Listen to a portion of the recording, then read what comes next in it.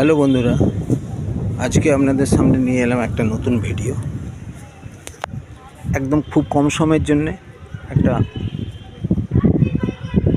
সুন্দর জায়গা, পবিত্র মন্দির ভ্রমণের ব্যবস্থা। আমরা এখন দ্বিতীয় দক্ষিণেশ্বর মন্দিরে এসেছি। দ্বিতীয় দক্ষিণেশ্বর মন্দির মানে হচ্ছে ব্যারাকপুরের অন্নপূর্ণা মন্দির। এই মন্দিরের সাথে রামকৃষ্ণদেব, রানী রাসমণির অনেক স্মৃতি জড়িয়ে আছে। এই মন্দিরে রামকৃষ্ণদেব কম করে অন্তত 4 বার এসেছিলেন।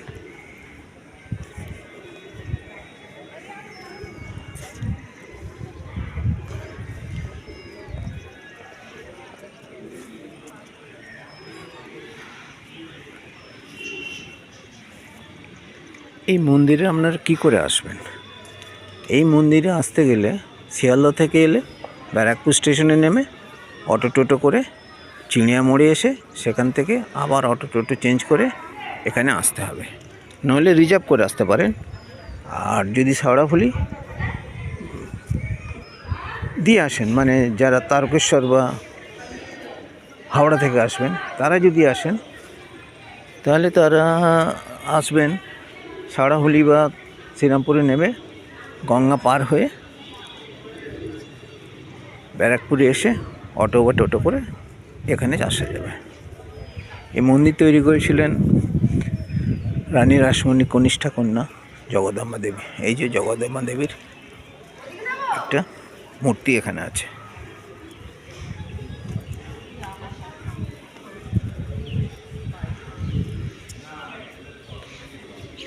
এটা হচ্ছে একটা বিশাল নাট মন্দির।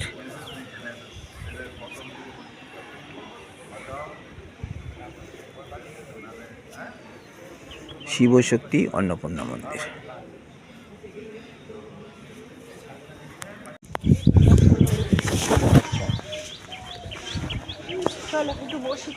আমি এগুলো দেখেছি।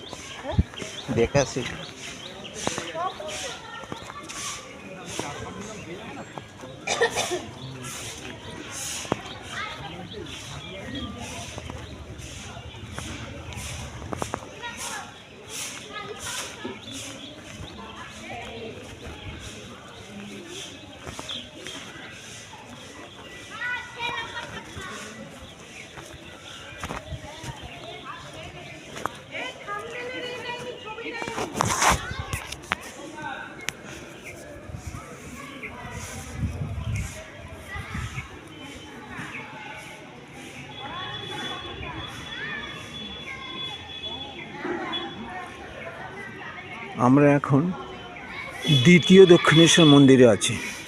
দ্বিতীয় দক্ষিণেশ্বর মন্দির কোথায়? দ্বিতীয় দক্ষিণেশ্বর মন্দির তো ব্যারাকপুরে।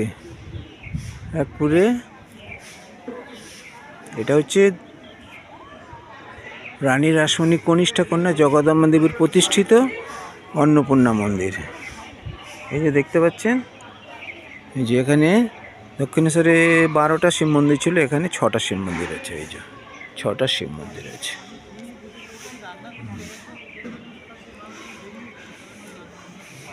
এখানে ভোগ খাওয়ারও ব্যবস্থা আছে। 120 টাকা করে ভোগ প্রসাদের কুপন নিতে হয়। এখানে আসতে গেলে ব্যারাকপুরে আসতে হবে, যে কোনোভাবে হোক। ব্যারাকপুর থেকে অটো টোটো ধরে এই মন্দিরে আসতে হবে।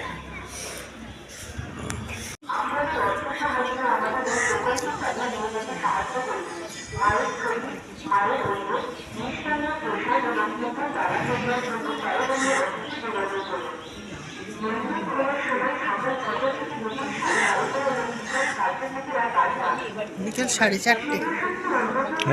4:30 বললো তো।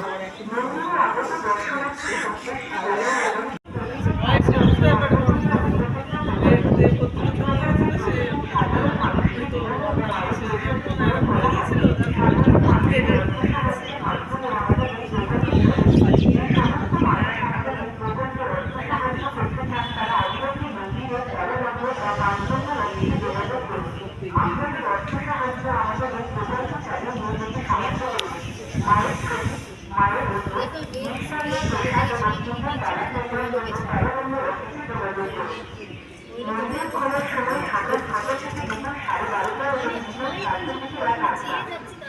বিকেল 3:30 বললো।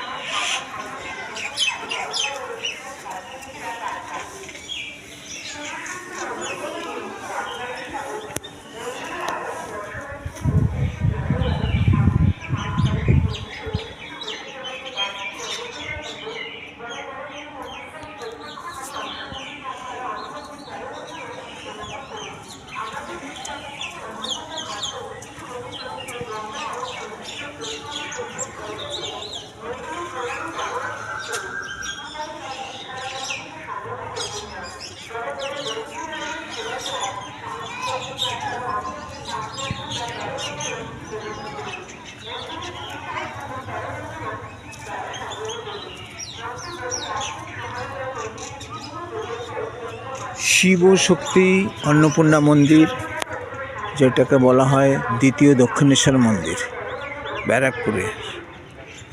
আমরা এখন এই মন্দিরে আছি। এখানে পরপর 6টি শিব মন্দির আছে।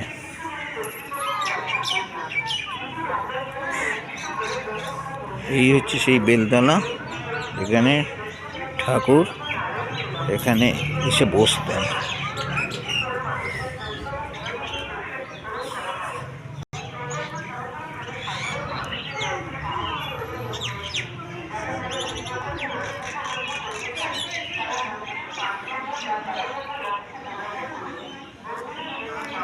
এই হচ্ছে নাট মন্দির, এটা নাট মন্দির দক্ষিণেশ্বর আদলে পুরো তৈরি।